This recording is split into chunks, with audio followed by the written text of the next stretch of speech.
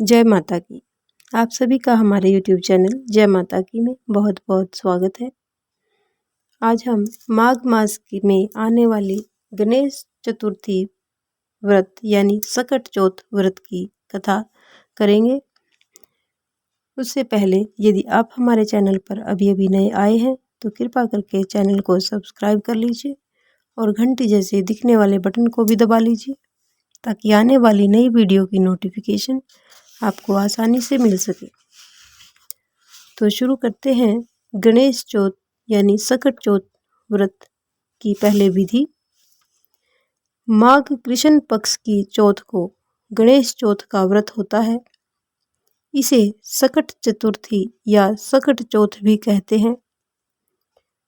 इसमें सबसे पहले सुबह सिर सहित नहाएं, मेहंदी लगाएं और सफ़ेद तिल और गुड़ का तिलकुट बनाएं। एक पट्टे पर जल का लोटा, चावल, रोली, एक कटोरी में तिलकुल और रुपए रखकर जल के लोटे पर सतिया बनाकर 13 टिक्की करें और चौथ व विनायक जी की कहानी सुने। तब थोड़ा सा तिलकुट ले लें, यानी कहानी कहने के बाद चाय वगैरह जब हम लेते हैं तो उसके साथ में थोड़ा सा तिलकुट भी ले लें। कहानी सुनने के बाद एक कटोरी में तिलकुट और रुपए रखकर हाथ फेरकर सासू जी के पैर छूकर दे दें। जल का लोटा और हाथ के तिल उठाकर रख दें। शाम को चंद्रमा को अर्घ देकर जिम ले यानी खाना खा ले। 1 रुपया और तिलकुट मिश्रानी जो कहानी कहे उसको दे दे। रुपया अपनी इच्छा अनुसार दे सकते हैं। जब खाना खाएं तो तिलकुट खाने में अवश्य ले। अब हम सकट चौथ की कहानी करेंगे। एक साहूकार और एक साहूकारनी थी। वह धर्म पुण्य को नहीं मानते थे, इसके कारण उनके बच्चा नहीं हुआ। एक दिन पड़ोसन सकट चौथ की कहानी सुन रही थी। तब साहूकारनी उसके पास जाकर बोली, तुम क्या कर रही हो? तब पड़ोसन बोली, आज चौथ का व्रत है इसलिए कहानी सुन रही हूँ। साहूकारनी बोली, चौथ का व्रत करने से क्या होता है? तब पड़ोसन बोली, अन्न धन सुहाग हो, बेटा हो। तब साहूकार की बहू बोली, अगर मेरे गर्भ रह जाए तो मैं 1.25 सेर तिलकुट का करूँगी और चौथ माता का व्रत भी करूँगी। उसके गर्भ ठहर गया। फिर वह बोली कि मेरे लड़का हो जाए तो मैं 2.5 सेर का यानी 2.5 किलो का तिलकुट करूँगी और उसके लड़का भी हो गया। अब वह बोली कि हे चौथ माता, मेरे बेटे का विवाह हो जाए तो मैं 5 सेर का तिलकुट करूँगी। जब बेटे के विवाह का समय आया तो वह बेटे का विवाह करने के लिए गई। तब चौथ विनायक जी ने सोचा कि जब से इसके गर्भ रहा है तब से रोज तिलकुट बोलती है और अब तो बेटे का विवाह भी हो रहा है। तब से लेकर अब तक इसने तिल का एक भी दाना दान नहीं दिया। अगर हम इसको अपना प्रपंच नहीं दिखाएंगे तो कलयुग में अपने को कोई नहीं मानेगा। हम इसके बेटे को फेरों में से ही उठा लेंगे। जब उसके बेटे ने 3 फेरे लिए तो चौथ माता गरजती हुई आई और उसको उठाकर पीपल पर बिठा दिया। हाहाकार मच गया और सब उसको ढूंढने लगे, परंतु जब वह कहीं नहीं मिला। लड़कियां गणगौर पूजने गांव से बाहर दूब लेने जाती थी। तब वह कहता कि आ मेरी अर्ध ब्याही। यह बात सुनकर वह लड़की सूख कर कांटा हो गई। तब उसकी माँ ने उससे पूछा कि मैं तुझे इतना अच्छा खाना खिलाती हूँ, अच्छे कपड़े पहनाती हूँ, फिर भी तू क्यों सूखती जा रही है?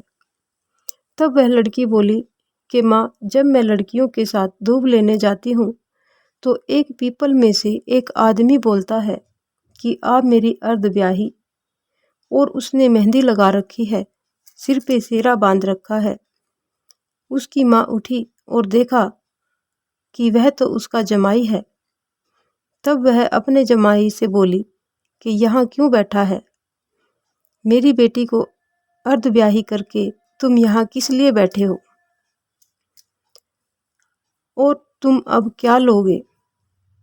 तब वह बोला कि मेरी माँ ने चौथ माता का तिलकुट बोला था और उसने वह नहीं किया और चौथ माता नाराज हो गई और मुझे यहाँ पर लाकर बिठा दिया।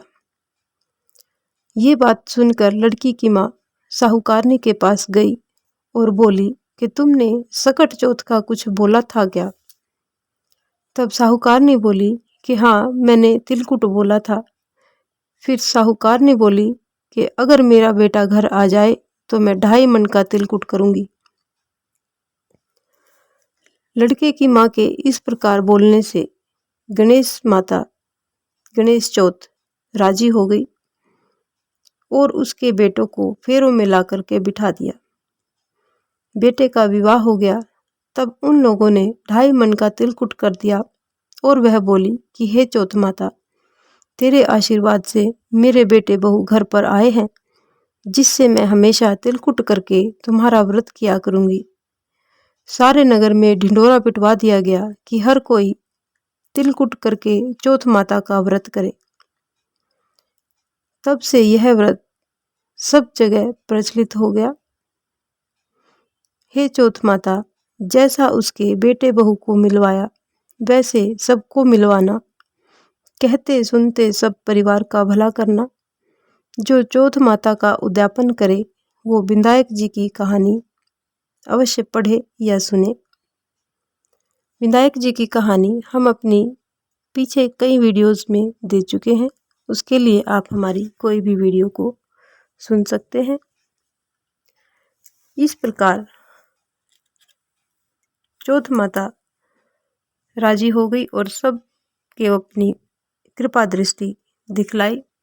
इस प्रकार से जो भी कोई इस कहानी को कहता है, सुनता है या सुनाता है, उसके सभी मनोकामनाएं, सभी मनोरथ चौथ माता संपूर्ण करती है। अब हम जानेंगे उद्यापन। सकट चौथ का उद्यापन किस प्रकार से किया जाता है।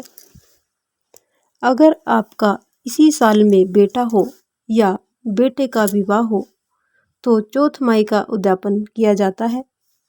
उसमें 1 किलो सफ़ेद तिल और 1 किलो गुड़ मिलाकर तिलकुट करें और 1 चम्मच से तिलकुट की 13 कुड़ी करें, यानी 13 जगह छोटे छोटे ढेरियाँ बनाएं तिलकुट की, और उस पर 1 तिल यानी 1 सूट रखकर इच्छानुसार रुपए रखकर हाथ फेर कर रोली चावल मिनसने के बाद सासू माँ के पैर छूकर उन्हें दे दे।